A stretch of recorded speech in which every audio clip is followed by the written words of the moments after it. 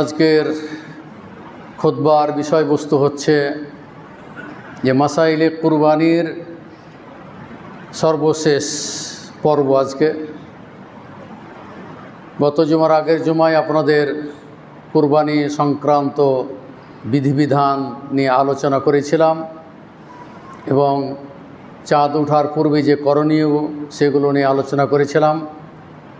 আজকে বাকি অংশ সেটি কুরবানি করার সময় আমরা কিভাবে দোয়া পাঠ করব, কুরবানি করার জবাই করার পদ্ধতি এবং যারা সাত ভাগা দিবে তাদের দোয়া পড়ার পদ্ধতি কি এবং গোশত কিভাবে বন্টন করতে হবে সেটি নিয়ে আলোচনা করব ইনশাআল্লাহ তাআলা।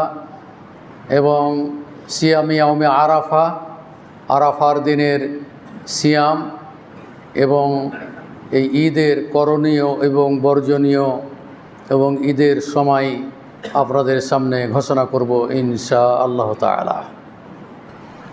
ছোট ছোট দিক নিয়ে আলোচনা করব ইনশাআল্লাহ। এই সংক্ষিপ্ত খুতবার মধ্যে সব বিষয়গুলো তুলে ধরার চেষ্টা করব বিইজনিল্লাহ তাআলা। আপনারা জানেন যে কুরবানি একটি ইবাদত। যেমন সূরা কাউসারের 2 নম্বর আয়াত আল্লাহ তাআলা বলছেন, ফাসাল্লি লিরাব্বিকা ওয়ানহার, তোমরা সালাত আদায় করো এবং তোমরা আল্লাহর রাস্তায় কুরবানি করো। ওয়ানহার শব্দের অর্থ হলো কুরবানি করা। তো এখানে কুরবানি করার নির্দেশ আল্লাহ তাআলা দিয়েছেন। এবং সূরা হাজ্জের 34 নম্বরে আল্লাহ তাআলা বলছেন, ওয়ালিকুল্লি উম্মাতিন জাআলনা মানসাকাল লিয়াযকুরু ইসমাল্লাহি আলা মা রাযাকাহুম মিন বাহিমাতিল আনআম। আল্লাহ তাআলা বলতেছেন যে প্রত্যেক উম্মতের জন্য কুরবানির বিধিবিধান আমি নির্ধারণ করেছি, যাতে করে আমি তাদেরকে চতুষ্পদ জন্তু হতে যে জন্তু আমি দান করেছি তাদের রিজিক হিসাবে তারা যখন জবাই করবে অবশ্যই তারা যেন আল্লাহর নাম উচ্চারণ করে। লিয়াযকুরু ইসমাল্লাহি, তারা যেন কী করে আল্লাহর নাম উচ্চারণ করে। যেমন জবাই করার সময়তে আমরা কি বলি, বিসমিল্লাহি আল্লাহু আকবার। এটাই বুখারীর 55-65 নম্বর হাদিস। এরপরে আরও যে দোয়াগুলি আছে ইনশাআল্লাহ আমি বলবো। তো এখানে আল্লাহ তাআলা কুরবানির বিধিবিধান আমাদের পূর্বেও তিনি নির্ধারণ করে দিয়েছিলেন প্রত্যেক উম্মতের জন্য। সেই বিধিবিধান আমাদের মাঝেও সেটা চলতেছে এবং প্রচলিত হিসাবে আমরাও কুরবানি করে যাচ্ছি। যেমন আল্লাহ রসুলের একটি হাদিস, আল্লাহ রসুল সাল্লাল্লাহু আলাইহি সাল্লাম বলছে, তিরমিজির 15-18 নম্বর হাদিস, আল্লাহ রসুল সাল্লাল্লাহু আলাইহি সাল্লাম বলছেন, ইয়া আইয়ুহান নাস ইন্না আলা কুল্লি আহলি বাইতিন ফি কুল্লি আমিন উযহিয়াতান ওয়া আতীরা। আল্লাহ রসুল সাল্লাল্লাহু আলাইহি সাল্লাম মানব মণ্ডলীদেরকে ডেকে বলছেন যে আইয়ুহান নাস, হে মানব মণ্ডলী, প্রত্যেক বছর পরিবারের জন্য কুরবানির বিধান নির্ধারণ করা হয়েছে এবং প্রতি বছর ফি কুল্লি আমিন উযহিয়াতান, এবং প্রতি বছর কুরবানি করার তিনি কি করেছেন, বিধিবিধান নির্ধারণ করেছেন। এটা তিরমিজির 15-18 নম্বর হাদিস। এইসব হাদিস থেকে বোঝা গেল যে কুরবানি আল্লাহর দেওয়া একটি বিধান। এই বিধান আমরা সামনে বৃহস্পতিবারের দিন 28 তারিখে ইনশাআল্লাহ আমরা সেটি বাস্তবায়ন করব বিইজনিল্লাহ তাআলা। অনেকেই হয়তো কুরবানি করেছেন, কিনে ফেলেছেন, হয়তো এখনও বাকি আছে। যেহেতু শহরের মানুষ একটি বিলম্ব করেই কুরবানি কেনে, তার কারণ হচ্ছে যে বাড়িতে রাখার মতো ওই পরিবেশ নেই, যে কারণে ঈদের 1-2-3 দিন আগে সাধারণত শহরের মানুষ কুরবানি কিনে থাকে। ঢাকার চিত্রটা আলাদা। সেটি হচ্ছে যে ঢাকাতে সালাত আদায় করে অনেকেই কী করে, কুরবানি কিনে তারপরে গিয়ে জবাই করে। ঢাকায় যখন ছিলাম তখন দেখেছি এদেরও বিধিবিধান তাদের মাঝে আছে, সেটা কোনো অসুবিধা নেই, যেহেতু রাখার সম্ভবপর না শহরে।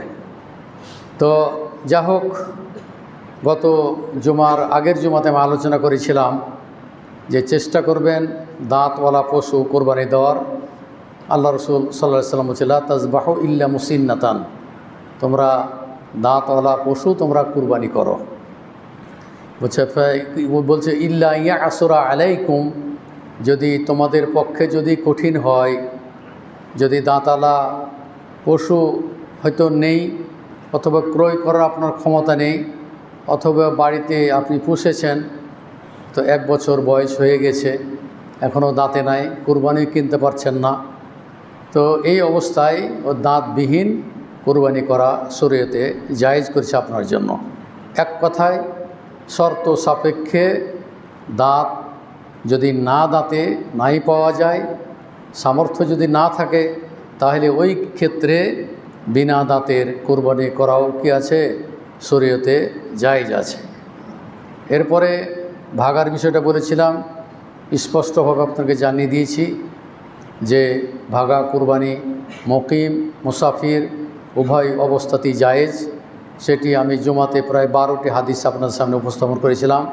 সেগুলো আল্লাহ রসুলের স্বয়ং তিনি বলেছেন এবং সাহাবীদের আমল, তাবিনদের আমল, সেগুলো আপনাদের সামনে আমি তুলে ধরেছিলাম। তো সেগুলো নিয়ে আর পুনরাবৃত্তি আমি করতে চাচ্ছি না। তো এখন আসি, আমরা যখন কুরবানি জবে করব, তখন কিভাবে আমরা জবে করব। আপনি যদি শুধুমাত্র বিসমিল্লাহি আল্লাহু আকবার বলে জবাই করেন, তাহলে আপনার কোরবানির যে দোয়া সেটি হয়ে গিয়েছে, আর কোনো বাধা নেই। এখন প্রশ্ন আসলো যে আল্লাহ রসুল সাল্লাল্লাহু আলাইহি ওয়াসাল্লাম তিনি দোয়াটা পড়েছেন, কিন্তু তারপরও তিনি বলেছেন আল্লাহুম্মা তাকাব্বাল মিন্নি ওয়া মিন আহলে বাইতি, হে আল্লাহ তুমি এটা আমার এবং আমার পরিবারের পক্ষ থেকে কী করে এটা কবুল করো।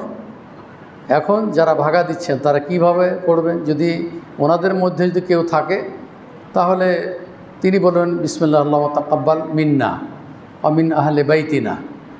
আর যদি কোনো ইমাম বা কোনো অন্যজনকে জবাই করায়, তাহলে বলবে যে বিসমিল্লাহ আল্লাহু আকবার আল্লাহুম্মা তাকাব্বাল মিনহুম, হে আল্লাহ তুমি তাদের পক্ষ থেকে এই কুরবানিটা কী করো, কবুল করে নাও। এইভাবে যদি আরবি দোয়া নাই জানেন, তো বিসমিল্লাহি আল্লাহু আকবার বলে জবাই করলে সবার জন্য নিজ নিজ নিয়তে সেটি হয়ে যাবে ইনশাআল্লাহ তাআলা। ভারতে এই একটি ফতোয়া যেটা আছে তাদের, সেটি হলো যে জানা নেই যে হোটেল আপনি খেতে গিয়েছেন সেখানে মুসলমান জবাই করেছে না হিন্দুরা জবাই করেছে না কে জবাই করেছে, এটা জানা নেই। ওই দেশের হলো আমাদের ফতোয়া হলো যে এই ক্ষেত্রে বিসমিল্লাহ বলে খেয়ে নেবে। বিসমিল্লাহ বলে যদি জানা যে কে জবাই করেছে, যদি জানা না থাকে আর একান্তই যদি আপনি জবকৃত পশুর গোশত যদি খেতে চান, তাহলে ওই ক্ষেত্রে বিসমিল্লাহ বলে খেলেই ওনার বলছেন তার জন্য এটাই যথেষ্ট হয়ে যাবে। তো যাই হোক, বিসমিল্লাহর একটি বিধান, একটি মস্ত বড় বিধান, সেটা হলো যে এর মানে হলো যে আমি আল্লাহর নামে শুরু করতেছি, আল্লাহর নামে কী করতে শুরু করছে, আল্লাহর নাম নিয়ে যখন কোনো শুরু করা হয় তখন এটা আল্লাহর ওয়াস্তেই সেটা ন্যস্ত হয়। তো যা হোক, আপনারা যখন কোরবানি জবাই করবেন তখন বিসমিল্লাহ আল্লাহু আকবার আল্লাহুম্মা তাকাব্বাল মিন্নি ওয়া মিন আহলি বাইতি, আমি আল্লাহর নামে এটি জবাই করতেছি, হে আল্লাহ তুমি আমার এবং আমার পরিবারের পক্ষ থেকে তুমি কী করো, এটি কবুল করে নাও। তো আল্লাহ তাআলা আমাদেরকে এই বিধিবিধানগুলো শিক্ষা দিয়েছেন। এখন আসলো কুরবানির গোশত খাওয়ার ব্যাপারে অনেকেই ফতোয়া দিয়ে থাকেন যে এটা খাওয়ার জন্য কুরবানি দিয়েছে। এই কথাটি আপনাকে বলার অধিকার শরীয়ত দেয় নাই, আপনাকে এই অধিকার শরীয়তে দেয় নাই যেটা গোশত খাওয়ার জন্য কুরবানি দিয়েছে বা গোশত খাওয়ার জন্য ভাগা দিয়েছে। খাসি আছে, ছাগল আছে, ভেড়া আছে, ভেড়ি আছে, তারপর একজন ভাগা দিল। তো কিছু লোক বলে যে এটা গোশত খাওয়ার জন্য দিয়েছে, কিন্তু এই কথা আদৌ ঠিক নয়। তার কারণ যে কুরবানির গোশত আপনি যে খাসি দিচ্ছেন বা ভেড়া ভেড়ি দিচ্ছেন, তো এইটা কি আপনি খাওয়ার জন্য দিচ্ছেন না? না এই গোশত আল্লাহর কাছে পৌঁছে যাবে? কখনো না। আপনার কুরবানি কবুল হবে কি হবে না একমাত্র কি আল্লাহ এটা ভালো জানেন, এটা আল্লাহই ভালো জানেন। তো গোশত তো আপনিও জবাই করছেন খাসি বা ওটা তো আপনি খাবেন, ওই গোশত তো আল্লাহর নিকটে পৌঁছবে না। ওই যে রক্ত তো প্রবাহিত করছেন, এটা তো আল্লাহর নিকটে পৌঁছবে না।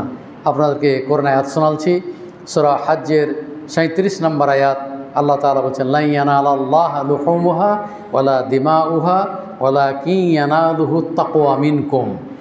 বলছে যে কখনোই কুরবানির গোশত এবং কুরবানির রক্ত আল্লাহর নিকটে পৌঁছবে না, শুধুমাত্র পৌঁছবে কি আল্লাহ ভীতি, তোমাদের তাকওয়া। কুরবানি করছি একমাত্র আল্লাহর উদ্দেশ্যে কুরবানি করতেছি, সেটা যদি আপনার সৎ নিয়ত হয়ে থাকে, হালাল টাকার যদি হয়ে থাকে, সত্যিকার অর্থে যদি আপনার আল্লাহর রাস্তে কুরবানি করেন, তাহলে আপনার তাকওয়াটাই আল্লাহর নিকটে পৌঁছবে, কিন্তু আপনারা গোশত আর রক্ত আল্লাহর নিকটে পৌঁছবে না। এখানে বোঝা গেল যে গোশত তো আমরা খাবই, গোশত খাওয়ার অর্ডার তো আল্লাহ তাআলা নিজেই দিয়েছেন, আল্লাহ রসুল নিজেই দিয়েছেন। যেমন সূরা হজ্জের 36 নম্বর আয়াতে আল্লাহ তাআলা বলতেছেন, ফাকুলু মিনহা, তোমরা কুরবানির গোশত খাও। ফাকুলু মিনহা, তোমরা কুরবানির গোশত খাও। ওয়া আতইমুল কানি' ওয়াল মু'তার, এবং যারা চায় না, হয়তো বন্ধুবান্ধব ধনী মানুষ বা তারা গোশত চায় না, তাদেরকেও দাও। এবং বলা হচ্ছে আল কানি' ওয়াল মু'তার, যারা চায়, যারা অভাবী, তাদেরকে দাও। তো এটা আল্লাহ তাআলা সূরা হজ্জের 36 নম্বরে বলতেছেন। তাহলে আল্লাহ তাআলা কি বলছেন? ফাকুলু মিনহা, তোমরা খাও। ওয়া আতইমু, এবং খিলাও। কে বলা? আল কানি', যারা চাই না, ওয়াল মু'তার, যারা চাই, সকলকে দিয়ে তোমরা কী করো? কুরবানি গোশত খাও। তো এটা সূরা হজ্জের 36 নম্বর আয়াত। আর সূরা হজ্জের 28 নম্বর আয়াতে আল্লাহ তাআলা বলছেন, ফাকুলু মিনহা ওয়া আতইমুল বাইসাল ফাকির, তোমরা খাও এবং হত দরিদ্র অভাবীদেরকেও তোমরা কী করো? খাও।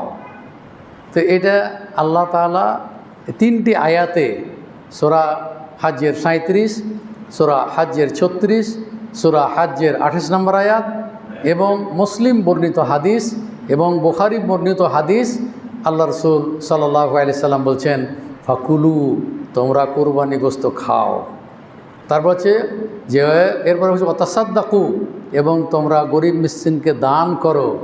এবং দান করার পরে, গরিব মিসকিনকে দেওয়ার পরে, বন্ধুবান্ধবকে দেওয়ার পরে, প্রতিবেশীকে দেওয়ার পরে যদি আপনার গোশত থাকে, ওয়াদ্দাখিরু, তাহলে যতদিন ইচ্ছে আপনি জমা রেখে খেতে পারেন। পূর্বে হিসাব ছিল যে 3 দিনে বেশি কেউ কুরবানি গোশত খেতে পারবে না। যখন মানুষের অবস্থা ভালো হলো, ব্যাপক হারে যখন মানুষ কুরবানিতে আরম্ভ করলো, তখন আল্লাহ রাসূল সাল্লাল্লাহু আলাইহি সাল্লাম বললেন, ফাকুলু, তোমরা খাও। ওয়াদ্দাখিরু, তোমরা জমা রেখো, গরিব মিসকিনকে তোমরা দাও। এই বিধান চলে আসছে এবং এখন সেই বিধান এখনও আমাদের মাঝে প্রযোজ্য আছে। এরপরে এখানে আমি বলেছিলাম কিনা মনে হয় না, সেটি হলো যে কুরবানির গোশত ক্রয় বিক্রি করা নিষিদ্ধ। কুরবানির গোশত আপনি বিক্রিও করতে পারবেন না, কিনতেও পারবেন না। কিন্তু আমাদের সমাজে এক শ্রেণীর লোক আছে যারা আশেপাশে দেখবেন ঈদের দিন ফকির মিসকিন যারা এই গোশত সংগ্রহ করে তারা কি করে? ওই বিক্রি করে। এবং কিছু লোক আছে ওখানে কিনতে যায়। আচ্ছা, আল্লাহ রাসূল সাল্লাল্লাহু আলাইহি সাল্লাম কোরবানির গোশত কিনতে এবং বিক্রয় করতে কী করছেন? নিষেধ করেছেন। এই জন্য আপনাদের সতর্কতা স্বরূপ আমি বলতে চাচ্ছি যে আপনারা কোনো ক্রমেই ওই ধরনের গোশত কেনার জন্য রেলগেট হোক বা আশেপাশে আরও কোনো জায়গা হোক, সেখানে গিয়ে আপনারা কোনো ক্রমে কোরবানি গোশত কিনবেন না। কিনবেন আপনারা কসাইয়ের কাছ থেকে কিনে খাবেন, কোনো বাধা নেই।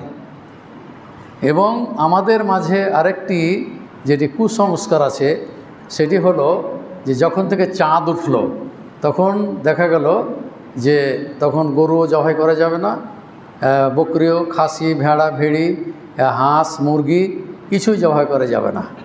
এই ফতোয়াটা যে কোত্থেকে আসলো বা কারা দিল, এটা আমরাও জানি না, এটা আমরাও জানি না।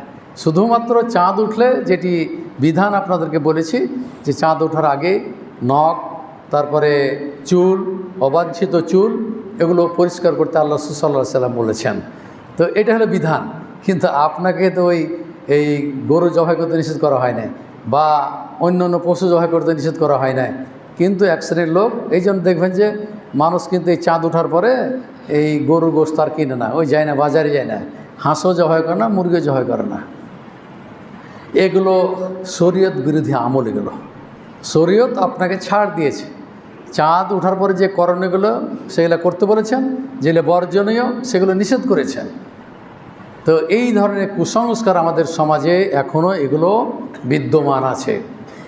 অতএব ইচ্ছামতো আপনারা চাঁদ ওঠার পরে গরুও জবাই করতে পারবেন, মুরগিও জবাই করতে পারবেন, খাসি বা হাঁস মুরগি যাই হোক না কেন যে সমস্ত হালাল পশু সেগুলো আপনারা কী করবেন, এই জবাই করবেন, কোনো বাধা নেই। ইন্ডিয়াতে এক বন্ধুর সাথে কথা হলো যে অবস্থা কি আপনাদের কুরবানির খবর। তো বলছে এখন মুসলমানরা সব একচারটি হয়ে গেছে যে আমরা এবার গরু কুরবানি দিব না। আমরা বিপদে পড়ি নাই, কিন্তু বিপদে পড়েছে কারা? হিন্দুরা। মানে তারা কান্নাকাটি করতেছে, তারা তো গরু পুষে মুসলমানদের নিকটে ওরা বিক্রি করে, এবং গরিব মানুষ যারা তারা খামার করেছে, বহু টাকা লোন করে তারা গরু কিনেছে এই কুরবানির আশাতে। মানে মুসলমানদের চাইতে এরাই কি করে, এই গরু পুষে এবং মুসলমানদেরকে বিক্রি করার জন্য। কিন্তু সরকার এটা নিষেধ করে দিয়েছে, যার কারণে হানাহানি মারামারি করার চাইতে মুসলমানরা একটা ভালো কাজ করেছে। ঠিক আছে, আমরা অন্য অন্য পশু কী করবো, কুরবানি করব।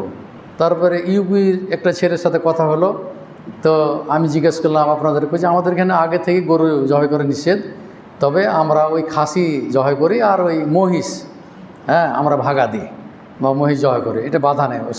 ওই অঞ্চলে এটা জায়েজ আছে ওদের কাছে, মানে সরকার এটার পারমিশন দিয়েছে। তো আমরা এই মুসলিম দেশে বসবাস করি, এই ধরনের বিপদের সম্মুখীন আমরা হইনি এবং ভবিষ্যতে হব না ইনশাআল্লাহ তাআলা। তাহলে কুরবানি দেখুন অনেক জায়গাতে তারা বাধাপ্রাপ্ত, তারা ইচ্ছামতো কুরবানি করতে পারছে না। যেমন কলিকাতাতে অনেক হিন্দু গরুর গোস্ত খাইত। তারা গরুর গোস্ত এমনভাবে লটকানো থাকে যে মাথার নিচ দিয়ে ওরা হেঁটে যায়, এত গোস্ত জয় কলিকাতায়।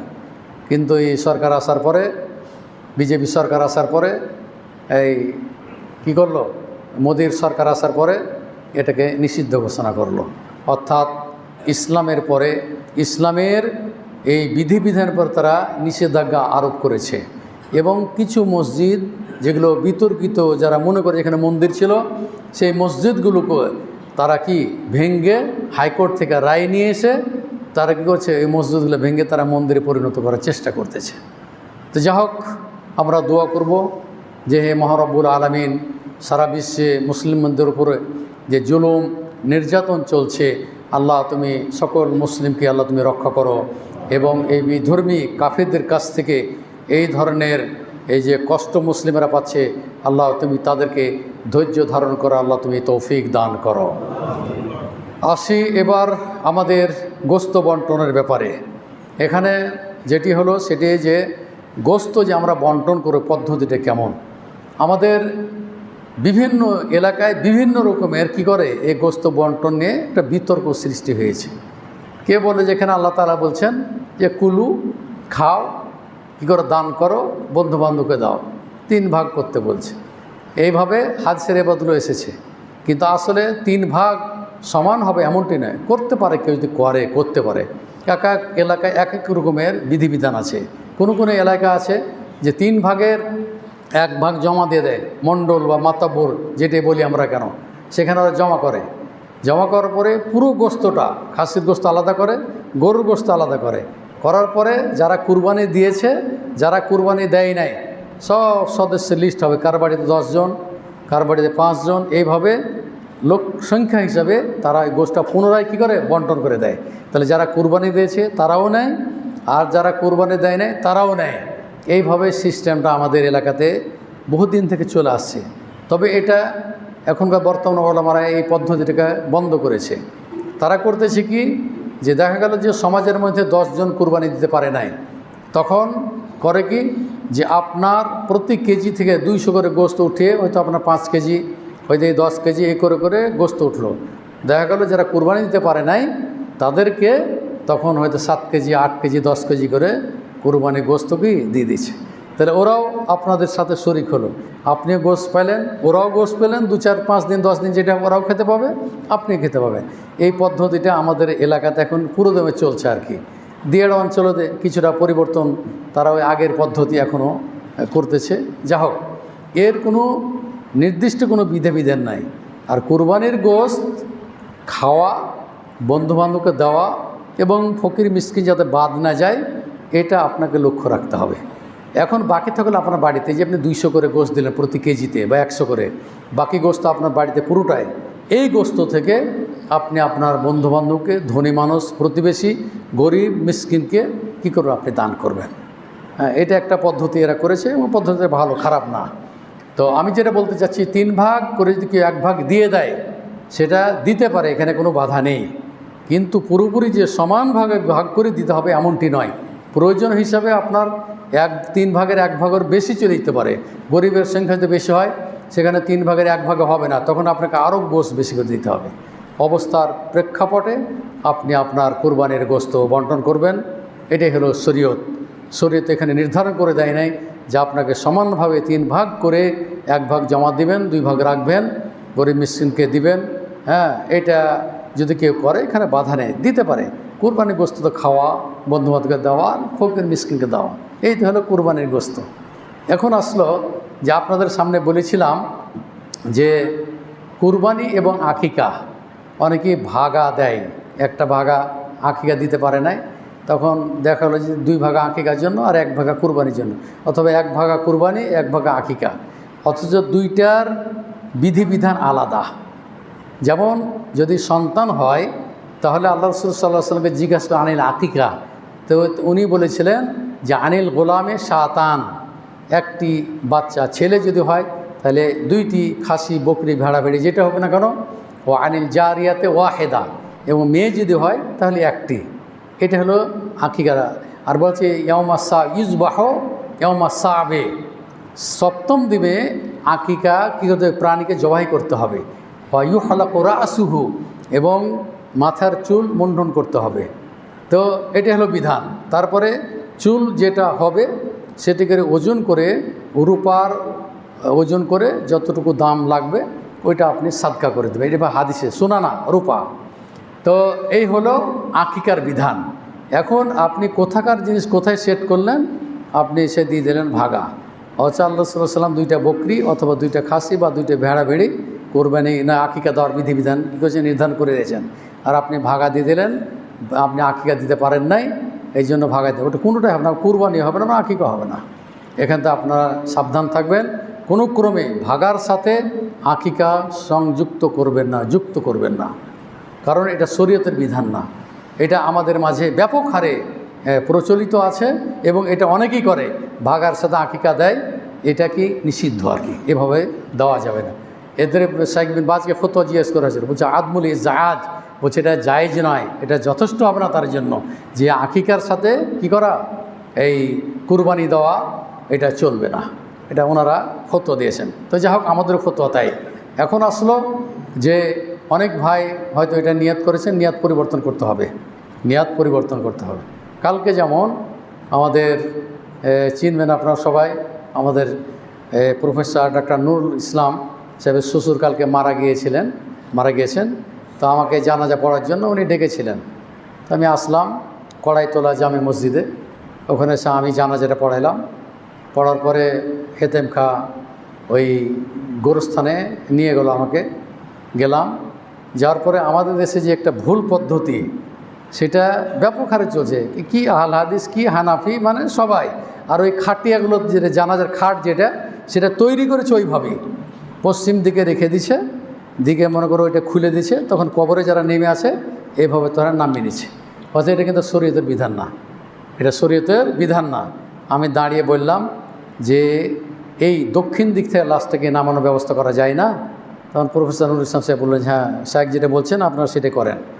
দিয়ে খাটটাটাকে এদিকে নিয়ে আসলাম, নিয়ে এসে হাতে ধরে তখন ওই দক্ষিণ দিক থেকে তখন লাশটা আমি কী করলাম, নামাইতে বললাম, ঠিক ওইভাবে ওরা নামাইলো। তাহলে এটি একটি সুন্নাত, ইহইয়া সুন্নাতটা এখানে জীবিত করা হলো। অথচ আপনারা যখন কবর দেবেন তখন খাট যেইভাবেই থাক না কেন আপনারা হাতে করে নিয়ে আপনারা কবরের পা অর্থাৎ দক্ষিণ দিক থেকে মাথা নামিয়ে লাশ নামাইতে হবে, এটা হলো পদ্ধতি। এবং বিসমিল্লাহ আলা মিল্লাত রাসূলিল্লাহ দোয়াটা পড়তে হবে। এবারে মাটি দেওয়ার সময়তে বিসমিল্লাহ বলে 3 বার আপনি মাটি দিবেন। কবর যখন শেষ হয়ে যাবে তখন পানি ছিটিয়ে দিবেন। এটা হাদিস এসে যে রাসান নবী সাল্লাল্লাহু আলাইহি ওয়াসাল্লাম মা আলা কবরে ইবনিহি, আল্লাহ রাসূল সাল্লাল্লাহু আলাইহি ওয়াসাল্লাম তার ছেলের কবরে মাটি দেওয়ার পরে তিনি কী করেছে, পানি ছিটিয়ে দিয়েছিলেন। তারপরে যে দুয়াটি পড়ার কথা এসেছে সেটা আল্লাহুম্মা গফিরলাহু ওয়া সাব্বিতহু, আল্লাহ তুমি তাকে ক্ষমা করো এবং আল্লাহ তুমি লা ইলাহা ইল্লাল্লাহর পরে অর্থাৎ মুনকার এবং নাকের ফেরেশতাদের জব যেন সঠিকভাবে দিতে পারে, এটা হলো দোয়া, আল্লাহুম্মা গফিরলাহু ওয়া সাব্বিতহু। এই কাজটা কালকে আমি ঘরে করে এসেছিলাম এবং বলেছিলাম, অনেক লোক ছিল তারা দেখেছে এবং সেটা করেছে। আপনারা এরপর থেকে কবর দিলে আপনারা দক্ষিণ থেকে লাশকে আপনারা নামাবেন কবরে, এটাই হলো সুন্নাত। প্রসঙ্গত কথাটা আসলো, তো আমি যেটা বলতে চাই একটি পয়েন্ট বাকি আছে, সেটি হচ্ছে যে আমরা ঈদ আমাদের সামনে এবং সিয়ামে আরাফা। তো আরাফার সিয়াম এই সোমবার, সামনে সোমবারের দিন দিবাগত রাত্রে আপনাদেরকে সাহারি খেতে হবে এবং মঙ্গলবারের দিন আপনারা সিয়াম পালন করবেন। আবারও বলছি যে সোমবারের দিন দিবাগত রাত্রে আপনারা সাহারি খাবেন, তারপরে মঙ্গলবারের দিন আপনার আরাফার সিয়াম থাকবেন। কারণ ইয়াউমে আরাফা ইয়াকিফুন নাসু ফীহি বিআরাফা ওয়া সাওমুহু মাশরুউন, বলা হচ্ছে যে আরাফার সিয়াম হচ্ছে ওই দিন যেই দিন হাজিরা কিসে থাকবে, ওই আরাফাতে থাকবে, সেই দিনই সিয়াম পালন করতে হবে। যারা হাজিদের বাইরে যারা আছে, তারা আমরা যারা আছি তারা সেই সিয়ামটি পালন করবেন। আল্লাহ রাসূল সাল্লাল্লাহু আলাইহি ওয়াসাল্লাম বলছেন, সিয়াম ইয়াউমি আরাফা আহতাসিবু আলাল্লাহি আন ইউকাফিরা সানা আল্লাতী ক্বাবলা ওয়াস সানা আল্লাতী বা'দা। আল্লাহ রসুল সাল্লাল্লাহু আলাইহি ওয়াসাল্লাম, মুসলিমের 1162 নম্বর হাদিস, আল্লাহ রসুল সাল্লাল্লাহু আলাইহি ওয়াসাল্লাম বলছেন যে আরাফার সিয়াম আল্লাহর নিকট আমি আশা রাখি যে আল্লাহ তাআলা আমার সামনের এবং পরের 2 বছরের গুনাহ আল্লাহ তাআলা কী করবেন, মাফ করে দেবেন। তো এটা আপনারা চেষ্টা করবেন, সপরিবারে এটি চেষ্টা করবেন। আবারও বলছি, আগামী সোমবার দিবাগত রাত্রে আপনারা সাহারি খাবেন, মঙ্গলবারের দিন সিয়াম পালন করবেন। এটি হলো আল্লাহ রসুলের সুন্নাত এবং পদ্ধতি, এটি আমরা পালন করি। যেই যা বলুক না কেন, আগে পিছিয়ে কবে কার ঈদ আগে হবে কার পরে হবে এই বিতর্কের মধ্যে আমরা নাই। সিয়ামে আরাফা, আরাফা যেদিন হবে সেই দিনে আমরা রোজা রাখবো, এটাই হলো বিধান। আসলো এখন যে মা বোন যারা আছেন, ঈদের মাঠে আপনাদেরকে অবশ্যই আল্লাহ রসুল যাওয়ার নির্দেশ দিয়েছেন। উম্মে আতিয়া বলছেন, উমের না রাসূলুল্লাহ সাল্লাল্লাহু আলাইহি ওয়াসাল্লাম, আল্লাহ রসুল আমাদেরকে আদেশ দিয়েছেন যে আন্নুখরিজাল হুইয়াজা ফিল ইয়াউম ঈদাইন ফিল ঈদাইন। আল্লাহ রসুল বলছেন যে আমাদেরকে আল্লাহ রসুল সাল্লাল্লাহু আলাইহি ওয়াসাল্লাম 2 ঈদে এই ঋতুবর্তী মহিলা যারা পিরিয়ডে আছে যে মহিলারা, তারাও ঈদগাহে যাবে। ও জাওয়াতিল খুদুর, এবং যারা পর্দানাসীন মহিলা, বুড়ো হোক যুবতী হোক, সবাই ঋতুবতী মহিলা হোক, সবাই ঈদগাহে যাওয়ার জন্য আল্লাহ রাসূল করেছেন, নির্দেশ দিয়েছেন। এরপর বলছে ইয়াশহাদনা জামাআতাল মুসলিমিন, তারা মুসলমানদের জামাতে শরিক হবে। ও দাওয়াতাহুম, এবং তাকবীর যেটা পড়া হয় সেটাই তারা অংশগ্রহণ করবে। ঋতুবতী মহিলারাও তাকবীর পাঠ করবে, শুধুমাত্র সলাতে তারা আলাদা হয়ে থাকবে, সালাত আদায় করবে না। বক্তৃতা শুনবে, খুতবা শুনবে। এটি ঋতুবর্তী মহিলারাও ঈদগাহে যাবে এবং আপনারাও নিয়ে যাবেন। যে সমস্ত মহিলারা পিরিয়ডের মধ্যে আছেন তারাও ঈদগাহে যাবেন, কোনো বাধা নেই। শুধু আপনারা সালাত আদায় করবেন না, আপনারা বসে থাকবেন, তাকবীর পাঠ করবেন। যখন ইমাম তাকবীর পাঠ করবে তখন আপনারাও সেই তাকবীর পড়ে পাঠ করবেন, আল্লাহু আকবার, আল্লাহু আকবার, লা ইলাহা ইল্লাল্লাহু, আল্লাহু আকবার, আল্লাহু আকবার, ওয়ালিল্লাহিল হামদ। এটা ঋতুবর্তী পিরিয়ডওয়ালা মহিলারাও এটা পাঠ করবে, আপনারাও পাঠ করবেন। তাহলে ঈদগাহে যাওয়ার জন্য আপনাদেরকে আল্লাহ রসুল সাল্লাল্লাহু আলাইহি ওয়াসাল্লাম কিছু উৎসাহ প্রদান করেছেন, আপনারা ঈদগাহে যাবেন। তবে একটি সুন্নাত, এটা বাস্তবায়ন করার আপনারা চেষ্টা করবেন।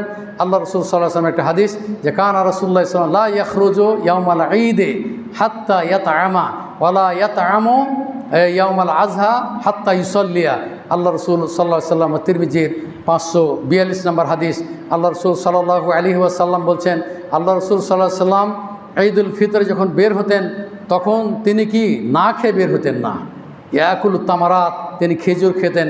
ওয়াকুল হুন্না বিতরান, এবং বেজোড় খেজুর খেয়ে ঈদুল ফিতরে, যেটা চলে গেছে আমাদের রোজার পরে যে ঈদ, সেটার বিধান আলাদা, আর কুরবানির বিধান হলো আলাদা। আল্লাহ রসুল বলছে ওয়ালা ইয়াতআমু হাত্তা ইউসাল্লিয়া। আল্লাহ রসুল বলছেন যে ঈদের সালাত আদায় করে কুরবানির গোশত দিয়ে একটি সুন্নাত পালন করুন, না খেয়ে বের হবেন। আল্লাহ রসুল কুরবানির দিন না খেয়ে গিয়েছেন ঈদুল আজহাতে, আর ঈদুল ফিতরে খেয়ে গেছেন উল্টো। তাহলে ঈদুল আজহাতে আমরা না খেয়ে বের হব, এবং কুরবানি করার পরে তখন আমরা কি করব, কুরবানি গোশত বা কলিজি দিয়ে এটা কিন্তু রোজা না। অনেকে মনে করে এটা হাফ রোজা। রোজা কোনোদিন হাফ হয় না। এটা একটা আল্লাহ রসুল সাল্লাল্লাহু আলাইহি ওয়াসাল্লামের কি এটি একটি সুন্নাত। অতএব এই সুন্নাতটি আপনারা যথাসাধ্য চেষ্টা করবেন পালন করার। এবং আল্লাহ রসুল সাল্লাল্লাহু আলাইহি ওয়াসাল্লাম যখন ঈদ পড়তে দেন, যে কানা রাসূলুল্লাহ সাল্লাল্লাহু আলাইহি ওয়াসাল্লাম কানা নবী সাল্লাল্লাহু আলাইহি ওয়াসাল্লাম ইয়াউমাল ঈদে খালাফাত তারিক, আল্লাহ রসুল সাল্লাল্লাহু আলাইহি ওয়াসাল্লাম যখন ঈদ পড়তে যেতেন রাস্তা পরিবর্তন করতেন। তো রাস্তা কেন পরিবর্তন করতেন? যে দুই রাস্তার কি করবে? সাক্ষী দেবে কিয়ামতের দিন।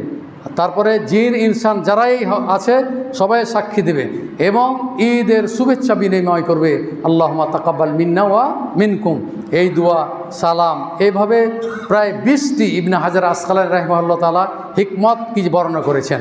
অতএব ঈদগাহে যদি একটাই রাস্তা হয় তাহলে কী করবেন? ওই এক রাস্তা দিয়ে সাইড দিয়ে আসবেন, আর এক সাইড দিয়ে আপনি যাবেন। তাহলে এই সুন্নাতটা আপনারা কী করবেন? পালন করার চেষ্টা করবেন। এবং ঈদের দিন দেখা যায় যে আপনারা বিভিন্ন রকমের মিষ্টান্ন খাবার তৈরি করতে পারেন, কিন্তু ওই সুন্নাত কিন্তু পালন করা যাবে না। পরে খাবেন আপনারা, কিন্তু সকালে ওই যে তেল পিঠা আর যত রকমের খাবার আছে, ক্ষীর সে আরও যা কিছু আছে মিষ্টান্ন খাবার, এগুলো আপনার পরে খাবেন, না খেয়ে ঈদগাহে যাবেন। এটাই হলো আল্লাহ রসুল সাল্লাল্লাহু আলাইহি ওয়াসাল্লামের সুন্নাত। তাই আমরা এই সুন্নাতগুলি পালন করার চেষ্টা করব ইনশাআল্লাহ তাআলা। এবং আপনারা ঈদের সালাত আদায় করতে মা বোনদেরকে সাথে করে নিয়ে আসবেন। আমাদের মাননীয় সেক্রেটারি সাহেব এবং মাননীয় সভাপতি সাহেবের সাথে সভাপতির সাথে আমার হয়েছে, তবে সেক্রেটারি সাহেব বললেন যে 7টাতে করা যায় কি না। তো সভাপতি সাহেব একমত পোষণ করলেন। তা আমরা ঈদের জামাত ইনশাআল্লাহ 7টার সময়তে অনুষ্ঠিত হবে ইনশাআল্লাহ এই মাঠে। যদি আবহাওয়া ভালো থাকে তাহলে আমরা এই মাঠেই ঈদের সালাত সকাল 7 ঘটিকার সময় অনুষ্ঠিত হবে।